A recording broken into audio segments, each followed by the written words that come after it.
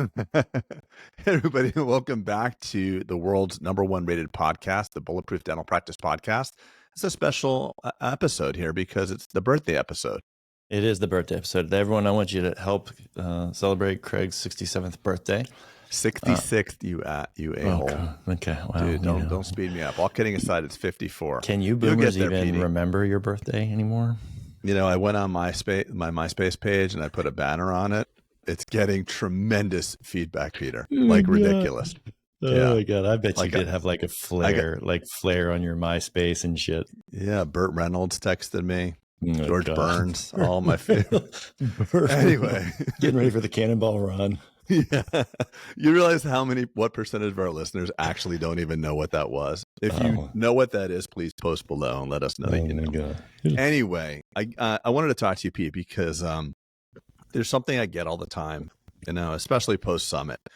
And it's this idea that if I had the right team, I would do X, Y, and Z. I would join the mastermind. I would enroll in the summit. I would do these things. If I had the right team, I would get another location. Yeah. And you all, you know, Peter and you are really lucky because everyone knows in Atlanta, you know, Atlanta's renowned for just really hardworking people. Like when I think of Atlanta, I think of like the Silicon Valley of the East. It's literally the most industrious place to hire people. And Florida, the same. No one comes to Florida to reinvent themselves. It's just easy in these locations.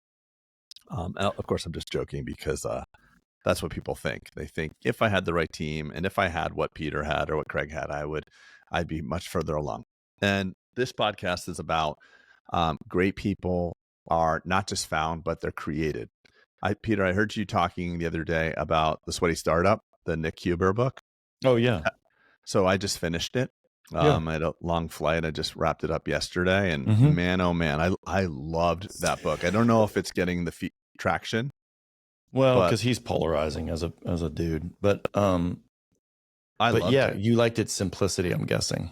Yeah, but I really like this idea that you know, he distills down business into taking risks and really relationships, how he is really good with his relationships. And I just got off of a vacation with my buddy John, who's just this iconic businessman. And what it boils down to, business is really just the relationships. It's relationships with your patients and relationships with your team. I think that most dentists misunderstand the business as just relationships with their patients. But the quality of relationships with the team will predicate the success of your overall business. And I know it's easy to get into this narrative of like, you know, team sucks, you can't find people, the hygienists suck, you know how it goes, you just got to do it all yourself. And actually, remember that conversation we had, Pete, when we were in that breakout room, we were getting questions about the mastermind. Yeah. And there's one gentleman that's like, you know, I don't remember exactly what he said, but he lamented that it was very difficult to find good people, and good people will just kind of screw you over in the end. And then instantly the room kind of started supporting him, like, yeah, you got it. You know, it's so true, bud. And I had to put the brakes on it because it's such a convenient narrative that people want to jump in on. There's certain narratives that when you say, people just didn't agree with you. And one of those narratives is that people are not dependable. If you want it done right, you have to do it yourself. And you're the nucleus of everything, and you're the only one that cares. When you say things like that in a certain type of group, most of the time people will applaud you. But not in the ethos of Bulletproof, because what's really important is that people understand that your growth as a leader is the most important part of the organization. It is literally, you and I have witnessed it, Peter. You and I have literally been pushed out of our practices respectfully. We want, you know, it's a good problem. We wish to create a practice that drives itself. And, you know, we are successful. And what happens when you do that? You get, you know, people start to make decisions on their own, and, you know, you get to enjoy a different role in the organization, an advisory role. Like that's kind of like what I'm being, you know, in right now. So it's at first, you come up with all the ideas. Your team is just taking orders. You're making people helpless. You realize, hey, I got to delegate. So what do? You don't delegate, you abdicate. You hand someone the keys to the Ferrari, say, go drive it. They wreck it into a wall. And you're like, oh shit, that didn't work. So I guess I got to do it all myself again. And then Mm-hmm. eventually you start delegating just tasks. Like, can you do the payroll? Can you stamp these checks? Can you do this thing?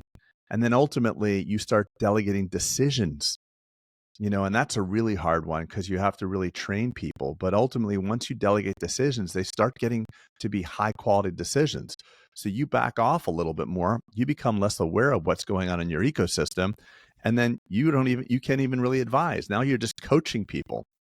And then ultimately you get to where Peter and Craig are, where we're like advisors of successful businesses. And it's exactly what we wanted. But there's interesting feelings around that too. So let's wind back, right? Because I want to make sure Yep. that people catch this is the latest versions of what we're talking about, right? But like give the ingredients to Craig 2005, Peter 2005, trying to lead teams and grow things. Yeah. And I think, Craig, for me, it was speed over everything, right? I've only got a limited amount of time. The fastest way, and unfortunately, 2005, let's describe 2005. We're like many of the listener, where your business is thought of between patients at 5:01 after you've prepped, in your case, and Friday. 65 teeth or whatever. I've just seen 40 different patients. You're spent. You have decision fatigue. You don't even want to talk to your wife about what we could do for dinner. And now it's like, how do I deal with Becky and this other problem? So the urgent will get managed. The toilet bowl broken, the LED TV at the front that's no longer playing the office videos. The person who's threatening to quit because they haven't had a salary review in 2 years. That will get managed. But what really drives a business forward is the things that are just as important, but they don't make any noise. So in 2005, we are just dealing with the noisy, important stuff, not the quiet, important stuff. Quiet, important stuff is strategic. That's what I think, though, Craig, forward. I think many people don't know. Look, you're going to the E-Myth, right? Work on your business, not in your business. And you hear people throw that around flippantly. I don't think people really know what that means. Right. They say it all the time. And that's another saying that in the wrong group, you'll get applauded for. So like if you go into this business group, the wrong business group, you say, I want to work on my business, not in my business. And you say, what does that mean? Do you know what the most common answer is? What you and I have heard? I bet I'm going to get, I have it already, but say it. Payroll? Exactly. That's exactly it. It's exactly I really it. didn't know what you were going to say, honestly. No, but that's exactly it. Because you and I have been working together so long. So working on your business, what are you going to do on Friday? I'm going to do payroll. Okay, so you're going to take your responsibility, which as a dentist, you can generate, $2,000-$3,000 an hour. That's your cost. That's your labor cost. And someone can do payroll for like $25 an hour, $30 an hour. You're just literally, it's a great idea to work on the business, but that's not a good use of your talents. Working on your business would really be. I feel like people are misdirected, Craig, on that. I know where you're tracking, right? But I think I was probably never guilty of the payroll just because I knew I'd screw that up. So I never jumped into that realm. But I think it's like, okay, here's the E-Myth. We all know, do this. But like where you really have to spend intention and where is the highest and best use. And unfortunately, a lot of people, it flows back to just what you said. Well, I'll just do more dentistry, right? Because that will cover. It's the easiest lever. You're not doing well. Your business is falling apart. Just work one extra Friday per month. Well, what if it is doing fine? What if it's doing fine? I think that's the case with a lot of people. Their business is fine, right? But they want to work on the business. It's like, okay, I'm going to take Fridays off, because you kind of go from 5 to 4. I think the first thing is money insecurity drives you to work, because a dentist is just a laborer, and we can just work more. So we can work our way out of a money problem. And then typically people like, I want to open up more practices because I'm a great dentist. People are lined up to see me. I can do $1.8 million on 3 or 4 days a week. I am like the Bill Gates of dentistry. So they misconstrue this idea that just because you're good at being a dentist, they conflate that meaning that you're going to be a good dental entrepreneur. So then they open up location 2. They're super busy. They might hire an associate, but they're so busy, they don't actually spend any time training the associate. And they're like, this dumb associate can't even produce more than 400 grand. I just have the wrong one, and then they figure they should open up the third or fourth to just kind of outproduce that. And then typically that's when we meet them. And I'll say one last thing for this, and then I want you to jump in on it. What most people really want after money and security has been sunset, after they've sunset that money and security conundrum, they just really want time. They want the freedom of time. And they don't know that they want that. So they just think more money. Because more money with less time is not really freedom either. So, 100%, right? I'm of course going to the thing you've taught me about the three currencies, which I seem to audit everything with these days. But can you describe them for those that haven't heard that before? Yeah. So time, money, and emotion, right? And everything you do in your life, you can audit and optimize for one of those, right? And sometimes there's two of them, right? And so you can, it's like the triple win, right? We talk about my business. Is it good for the practice? Is it good for the team? Is it good for the patients? Then it's probably a sustainable thing in our ecosystem. But from a personal perspective, you have to look if it's the same thing. Is it a triple currency, right? Because if one is super unsustainable, then go ahead. Just a small example, like you can pay money to have someone clean your house, right, which gives you back time and emotion, right? And we are laborers, so we're glorified carpenters as dentists. We're just very highly paid, and the more highly paid you are for an activity, the more alluring it is just to do more of it. So and honestly, Craig, I got to tell you, like, there are different phases to your life. Probably when you were, let's call it the phase when you're a dentist from 25 or 26 to 40.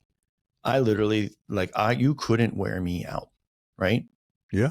Maybe for 10 years, let's just put it. You couldn't wear me. I couldn't do enough. It was like, what are these people talking about? And then there are phases where things start hurting a little bit. You get a little more achy, things are just not, I don't know. And so what you think you can do in perpetuity is like you get shocked later on in your career about your... I was very fortunate, Pete. I never had that. Orthodontics. I know. I never had that. But what I didn't... I did 8-hour long cases. Well, look, it's like everything else. There's like a law of adaptation to being rewarded. So like, look, the first time you got someone to come in and you upgraded them from a filling to a crown, because that's what they needed. You got paid like $1,000 or $1,500. You were super stoked. Then you went to the quadrant. Yeah. And then eventually you're like, look, I have to show up for this, for this type of task. And you get the law of familiarity. And for me, what ultimately, I actually didn't mind the craft. I just wanted to own my time. I just didn't want to have to be somewhere at 11 on Wednesday. And that's what I said. I've got to break this into. Well, I think that's why most people get into dentistry, quite honestly, is autonomy, freedom, right? Freedom of their own destiny, freedom of no boss telling them what to do. And I think that's why the DSO world gets such a bad rap, is because all of a sudden now you have a boss, right? You have an earnout, you have this, and you didn't sign up for that. But like that's your only way out, you think, kind of, not to get on that tangent. No, but it's true. It's true. It's a draconian move to sell the practice. It's like, because you just don't know the alternative. What the DSO knows that you don't know is that they're going to optimize your business. They're going to make the decisions that you were unwilling to make, and they're going to wind up paying you with your own cash. Mm-hmm. So they love the idea that you haven't balanced your P&L for 6 years. They love that. They love the idea that your supply costs that stuff to people, though, Greg. Like, I've heard you say that, like, they're just paying with your own money, and like there's this look of confusion people have. Like, what are you talking about? They're paying me. What are you talking about? Describe that. Describe what that is. Well, yeah. So it's a discounted cash flow model, if they look at it, which is basically essentially what they're looking at is a run rate of EBITDA, right? Assuming small projections. And so if someone's getting an 8x, Craig, how many years are they paying them forward of the current model of earnings? Yeah, they're paying for 8 of the same year you had last year. Exactly. So if you're growing at 7 or 8% per year, which many people are that sell, they're actually probably paying you like 6 of last year's. Exactly. Right. And then you throw in some. the tax.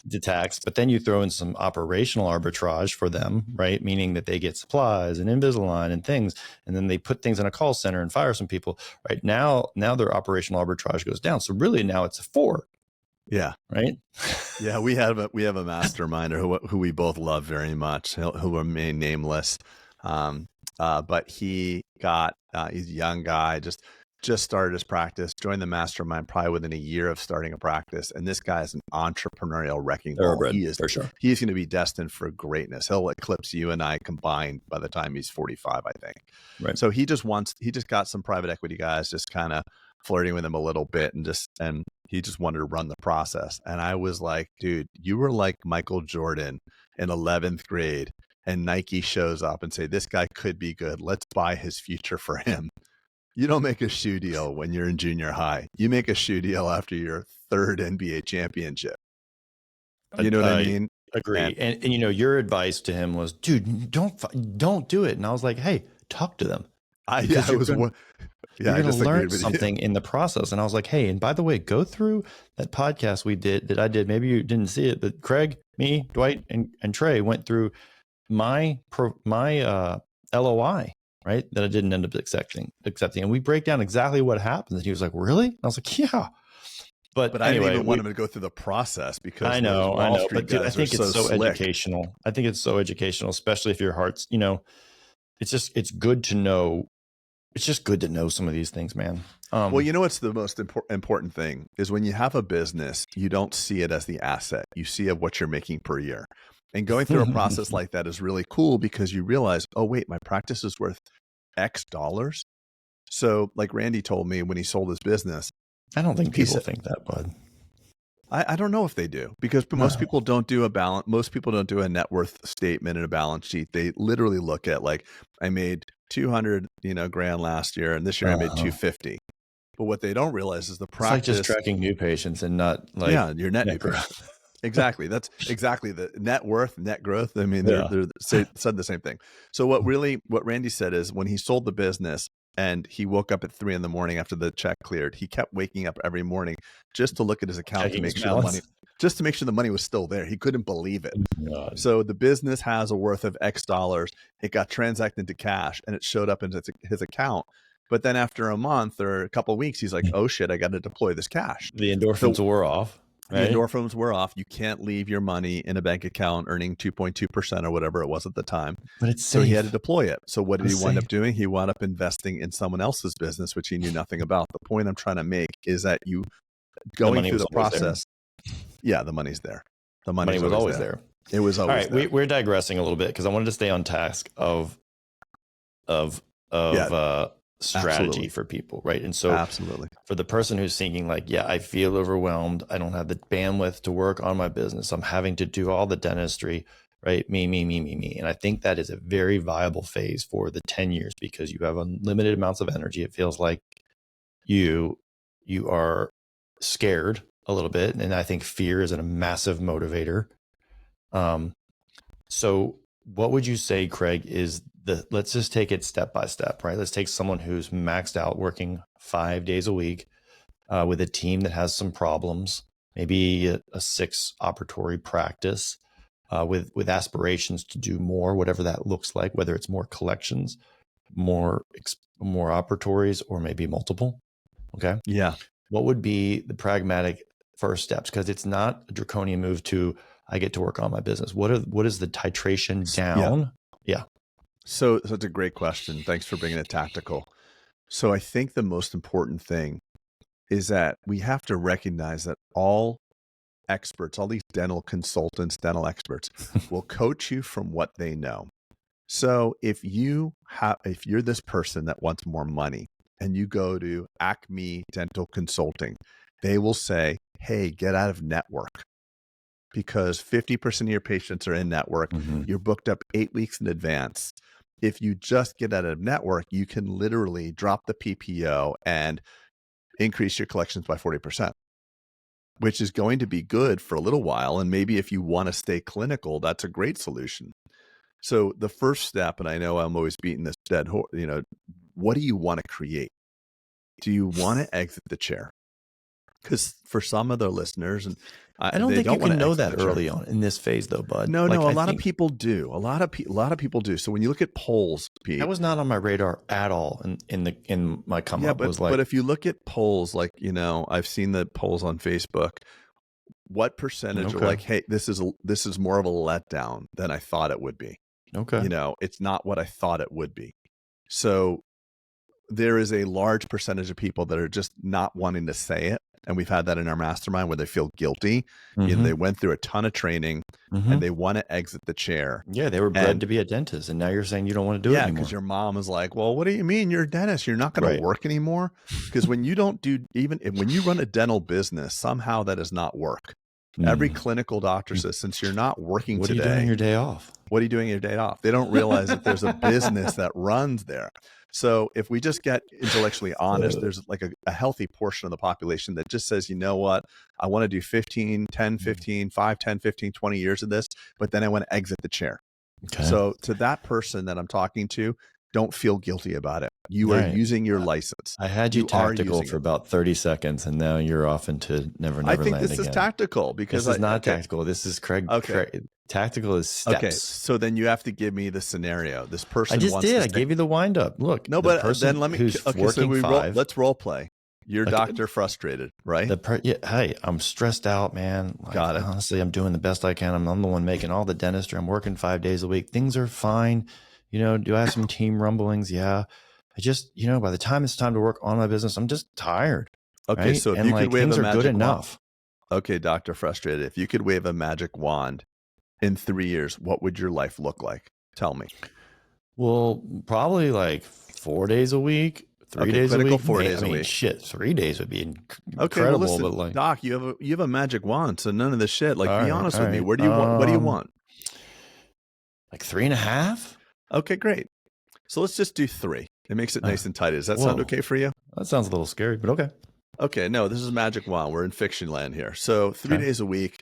If you don't work at all, would you like your business to make a little bit of money, no money, or lose money? Meaning, like if you took off 2 months, would you like the balance in your account to be less, the same, or more? More. Okay, so now we know we need to create a business, not just a practice, right? So the practice can't just depend on your hands, right? Mm-hmm. We know that. So how much more money would you like? Would you like it to make $100,000 without you doing any dentistry? Does that sound okay? You know, I don't know. I haven't thought about it. Right. But let's just, how does $100,000 just for this conversation sound? Yeah, that's not, I mean, $100,000 while I'm gone? That'd be great. Yeah, while you're gone. Yeah, because most of us, if we're solo practitioners, when we take off a month, it's not that we lose money. We're still paying our team. So we have to pay to go on vacation. That's what you're doing right now, Doc. So let's build you something. Let's build you something that makes $100,000. So we know that, you know, your operatories are doing $500,000 a piece, right? And you have 6 of them. That's $3 million. So we know that doing that much with just me, but okay.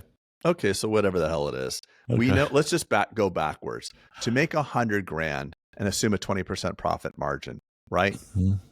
So 20% is your profit. You make $100,000. So you need to have a $500,000 top line, right? At a 20% margin without you doing anything. Got it. Okay. Without you doing anything. So that means $500,000 of hygiene, $500,000 of, so it's pretty damn easy actually if you have the chairs. Okay. We can do that. We can get you some hygienists and stuff like that. So if you want to make $300,000, we know it has to be, you know, a different number. And then if you make, so you have this business that's built on this hygiene and maybe an associate that makes this amount of money, then what you do is all accretive to the bottom line. So if you add your $1 million on 3 days a week, you'll actually keep most of that as profit. Okay. So goal number 1 is to get overhead and things paid for by associate hygienist. Yeah. Got it. So just so I can help you more, Dr. Frustrated, if you hire an oral surgeon at 50%, that's going to erode the profitability. So if your first it's adding revenue though. Right. Like your Botox, right? Maybe you're doing some Botox too. The reason why we laugh is because we just go through this all the time. No, it actually doesn't. It adds top line revenue, but your cost of labor at 50% is so high, it doesn't actually add profit because your overhead is probably greater than 50%. Yeah. So if your overhead's 16, you're paying someone 50%. Super charitable though. Yeah, it's charitable. And your patients will appreciate it. So this is how I advise that person. Okay. Do you want to be in the chair? Do you not? So if the guy says on the opposite, sorry to cut you, Pete, if he says, I don't want to be in the chair and I want to make $300,000. No, I told you I wanted 3 days a week. Give me the 3. Great. Take it. How? Well, we find that when you go from 5 to 4 and 4 to 3, people typically don't lose production in our mastermind. We never see people falling off collections wise. You're saying when a dentist goes from what they think, let's round numbers, right? I did $1 million on 5 days, therefore on 3 I must do 600, right? And what we see is actually the and actually we've polled a lot of our mastermind, and because I kind of started this because I thought it was unusual. My highest ever days were when I was 3 days a week. My highest ever years, I should say, was when I was 3 from a collection standpoint. Right? Our biggest time producers, expands the amount of time the duty expands the time you have, kind of thing. Absolutely, a task expands. Remember dental school when you had 3 hours to provisionalize a crown, and boy, you took every minute of that. Yeah, you actually got home like at 6:30 that night. But yeah, our doctors that we see in the mastermind, the highest collecting doctors are the ones that are 3 days a week. Mm-hmm. And that's the same in my practice, by the way. You know, Dr. Dudley is a total badass. At 3 days a week, she's doing like $1.4 million. All right. Well, let me take a stab at this, just because we have different brains, right? And I think I know this is making you nervous. This whole pod. By the way. Well, it's making me nervous because it's just you are good at creating a dream, right? Like this is what you need, and like I read the instructions. I want to know the cookbook, and like I know. So I agree with you, Pete. But the first step is the dream.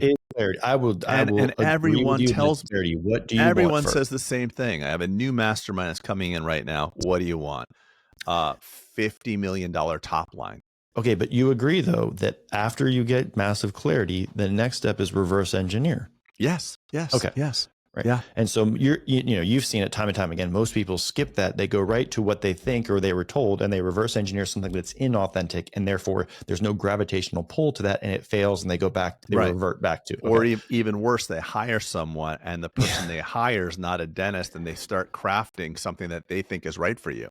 Right. Like I can name 5 different consultants that would literally tell you the most important thing for you to do, just bar none, is get rid of your insurances. And by the way, had that conversation literally yesterday. Craig. I have it 3 times a week. But let's just say that you did. Let's just say getting rid of the insurances is fine. But let's say your dream is to leave the 4-chair facility and open up 15 and hire 3 associates in the next year. Yeah. Would you get rid of insurance with that? No. Yeah. So like, isn't it important to know what your plan is before you just move? It's like these same 4 rules for everybody. If you're a clinical person and want to just consolidate from 4 to 3 and you never want to leave the chair, yes, getting rid of PPOs is a great idea.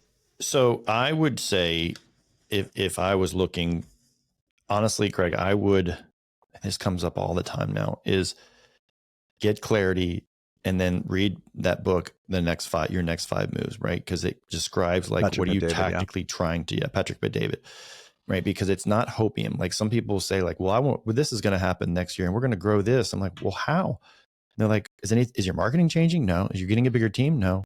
Is your office expanding? No. Are you doing anything different? No. Well, then you're going to have the same result pretty much, right? Yeah. You know what the biggest travesty of lack of clarity is? The biggest travesty is not what happens to you. It's your team. It's confusion of the people around you. Right.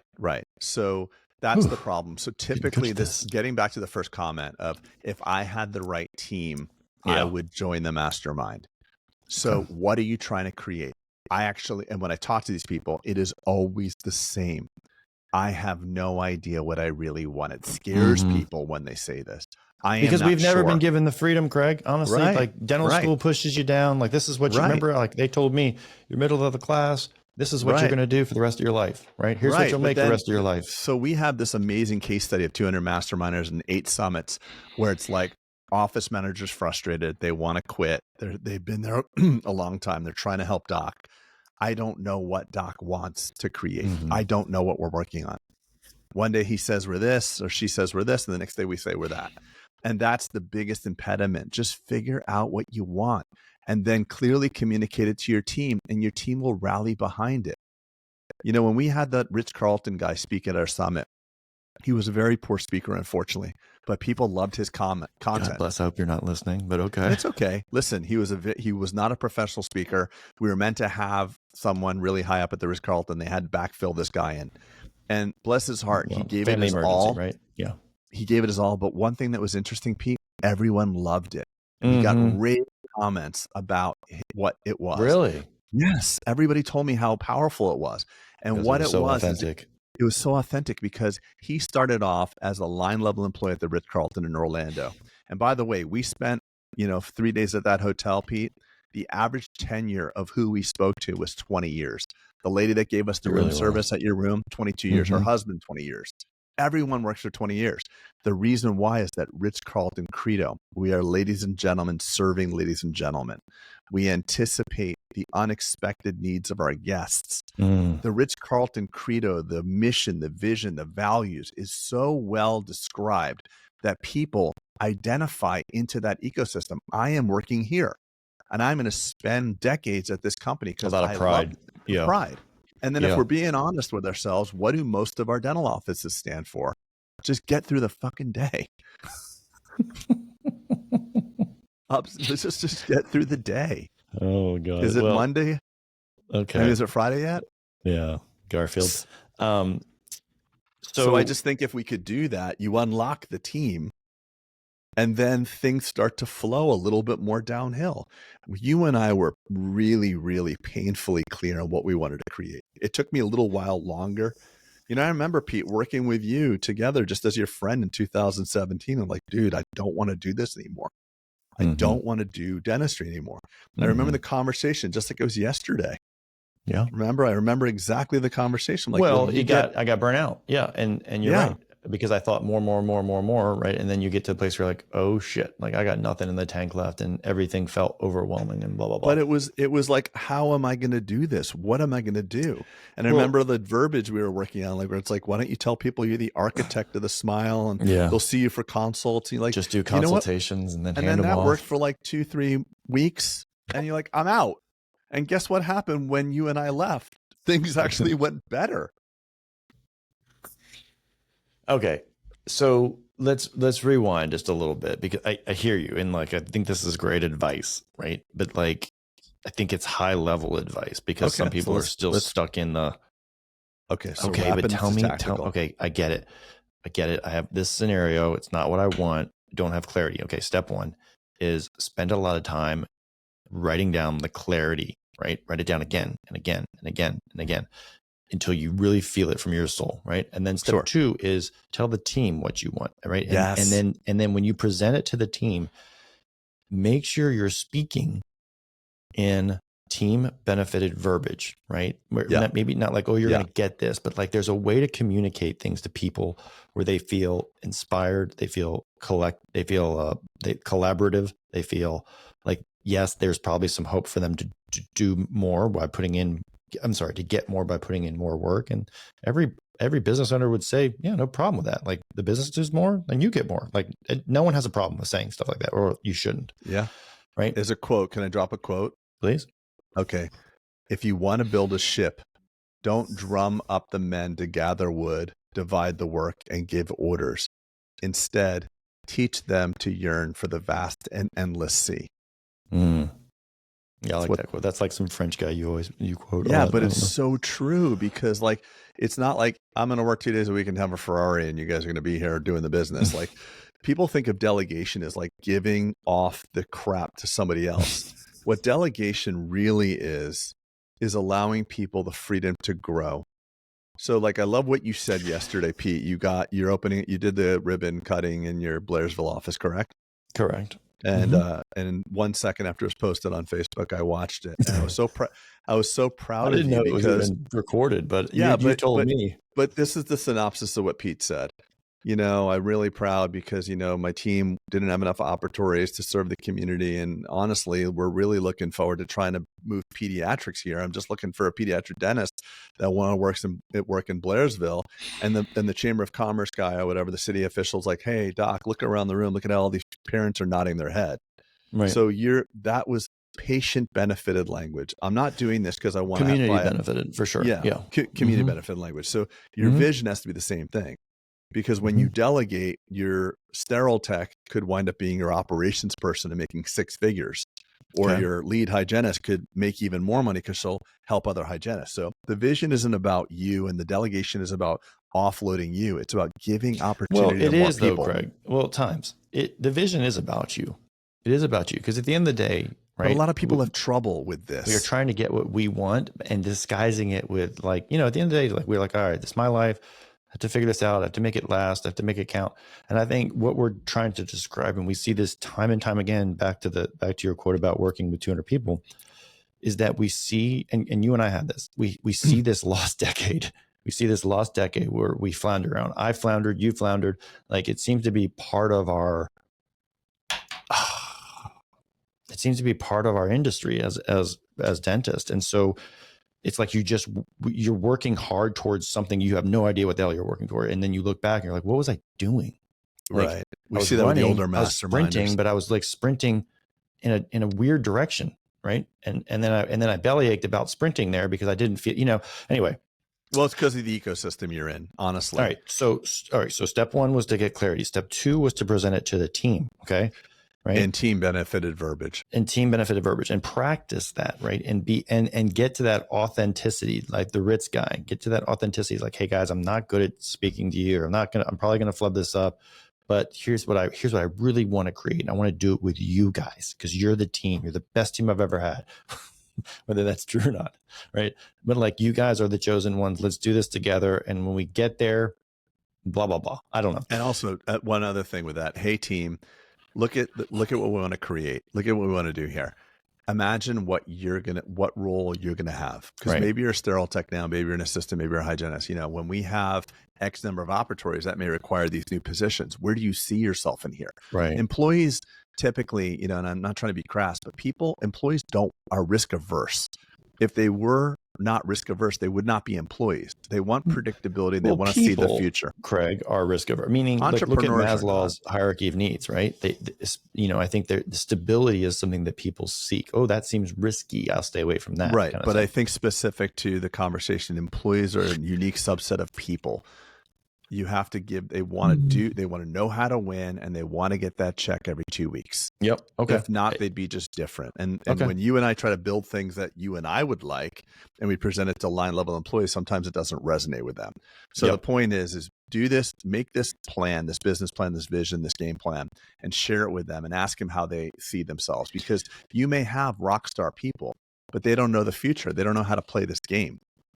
So that's step 2. Yeah. You may have rock star people, but put them on the wrong team. Anyway. Okay. All right. So that was step 1. We had step 2, right? So let's go back to work on your business philosophy, right? Because some of that's going to be needed. You're going to have to titrate down. I promise that's the last time I'll use the word titrate. Right now you have, let's just say, Craig, you've allocated a day through proper delegation. You've gotten some things off your plate. Now you have a day where you feel energized to quote unquote work on your business per week. Correct. You have a day per week. Of course. Yeah. Yep. Right. And you are as strict with that. This is not a day to go golfing. This is not a day to go to lunch and get, have a cocktail or two. This is a head down, work on your business. Okay. Right. It's a very costly day because if you're a dentist and you do $1 million a year, that day is literally costing the practice. And people are going to say, hey, what are you going to do on your day off? What are you going to do on your day off? And you're going to tell them, I'm going to work on the business. Give me the payroll report. Give me the payroll. Give me that thing. I'll do it. All right. So give me the credit card receipts. Here's what I would do for you. Here's what I would do in hindsight. If I had a day and I wanted to grow and expand and make my life better, right? Again, I would go back to what are the 5 moves? Because as the CEO, I think your number one job is strategy. and innovation and connecting the dots, right? Leading the team, like, the William Wallace. The important non-urgent stuff. Yes. It's important, but it's here's just where not we the are, toilet here's flushing. where we're going. Right. And then you have to fill in this. So I believe that, like, literally you working on maybe not marketing, but being creative in, like, this isn't working. We need more inbound. Like, you look for all the levers you can do. Okay. Well, get the data first. What's your net patient growth? Right. Really start diving in. What's the recall percentage? So you're saying, Craig, that working on your business could be analyzation of KPIs, right? Yeah, or training somebody to at least furnish the KPIs. There you go. So at first it's my job, then it's our job, and then ultimately it's your job. Yep. And so you push those results to me. I love it. Yes. That's so good. Right. And so what you want to do is try to create more and more things that live within your superpower, the thing that you're the best to do. Like, right. And it's not everything like I thought it was. Like, give it to me.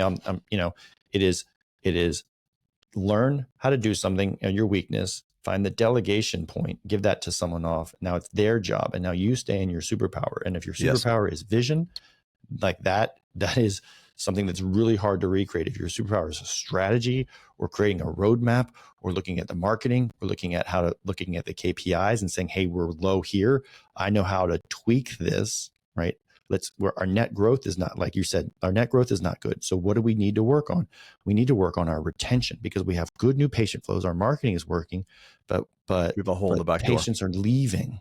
Yeah. Right. And so we need to know how to close that back door and augment the front door a little bit. Right. And so what do we need to do? So these are the things, like, right, that I think are working on your business. And what people revert to, like you said, is the payroll, and I'm going to go sweep. Because that's all they know. Right. And that's what I'm saying. And so this is why, like, I always tell people when they either leave Mastermind or they're done, and sometimes people have to leave and come back. Actually, we got a number of them coming back that have been gone for a couple of years, and like, there's nothing like it. And what I tell them is, like, look, it's not goodbye. It's so long, just for a little while. But here's the good part, is that you are forever changed as a business owner, right? There are things that you heard that you can't unhear, and there are things that you saw that you can't unsee, and you are forever changed as a business person. So if you now have, like, Craig, like you talked in Summit, like, and it landed on people very well. Our biggest vulnerability in dentistry is what I don't know, what I don't know. Right. And so people, like, we only live in the world of, well, I know I don't know that, but it's the what I don't know kind of thing. And I think just getting exposure to that is amazing, whether that's through watching YouTube, whether that's through reading books, YPO, whatever it is, a group, of YouTube, a thing, just constantly thinking, where is the strategy? And honestly, I have to say this, that you have a fiduciary duty as this tip of the spear in your office. I mean, to do these things, to learn these things. You are running a business. You have fiduciary duty, not only to your employees, but to your family and the people that depend on you. And the families of those people. Right. Like, when people join your business, they're hitching their financial future to you. Right. And so, like, you're just thinking, Doc wants to take off Friday to go golfing. Look, no shade on golfing. I'm just picking on it. But he said we carved it off to work on the business, and the lunches and this and that. I don't know why I'm picking on that, because maybe I see it in my world. But like, people are watching you, is what I'm trying to say, right? People around you are watching your actions. Are they congruent with that of someone who wants the same vision that you defined in number one?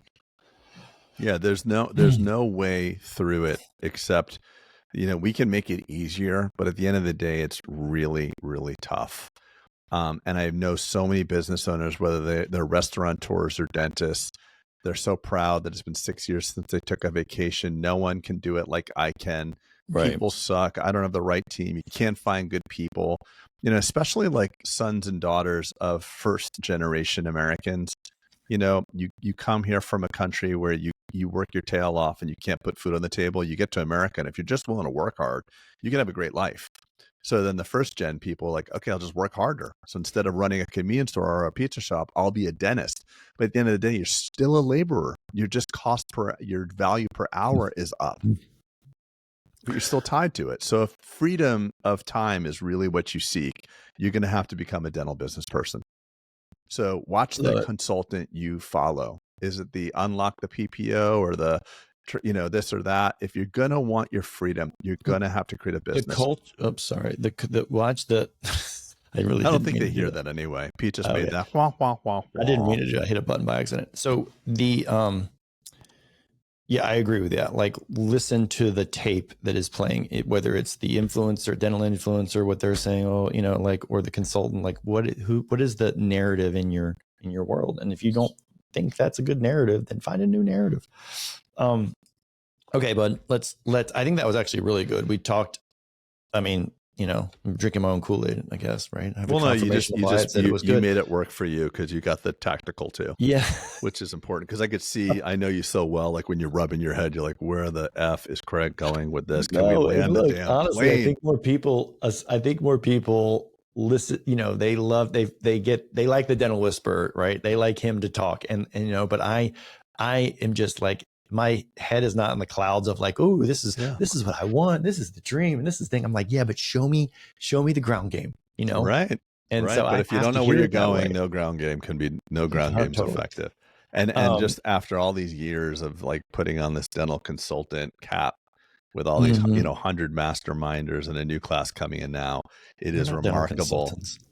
Yeah. I don't know if that's what we are, but in the role that we're playing in this ecosystem, just people don't know what they want, and they just spitting out stuff. I want $50 million and this many ops. I'm like, why? Let's just get some intentionality out around it. You plan so many things in your life. Your career deserves to be exactly what you want, and give yourself the permission. And there's nothing wrong, by the way. There was I had a video, and I'll end with this story. I had a video that went kind of viral in the practice. It was like, Nate came over here and did like a POV of my office, 13,000 square feet, blah, blah, blah, blah, blah.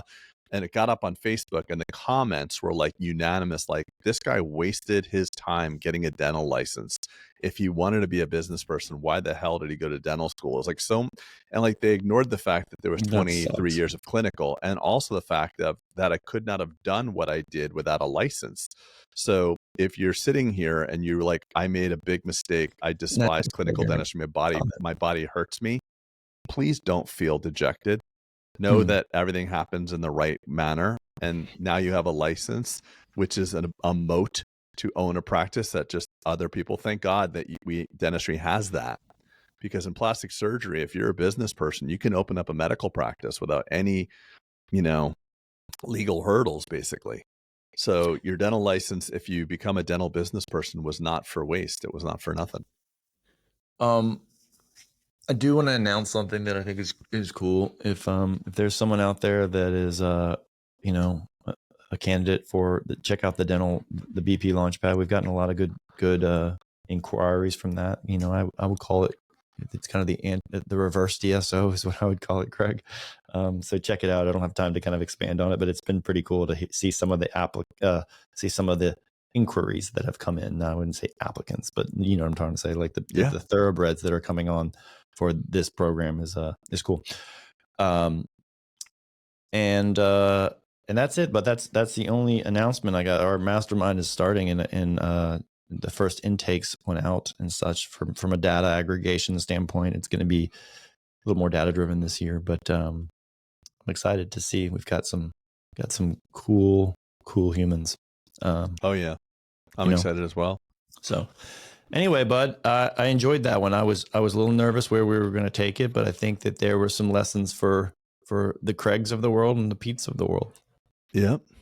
Okay. Absolutely. See you, buddy. But thanks for listening. And if you like it, rate it, drop a comment, give us some feedback. We love that stuff. We appreciate it. And we'll see you next time. Over and out.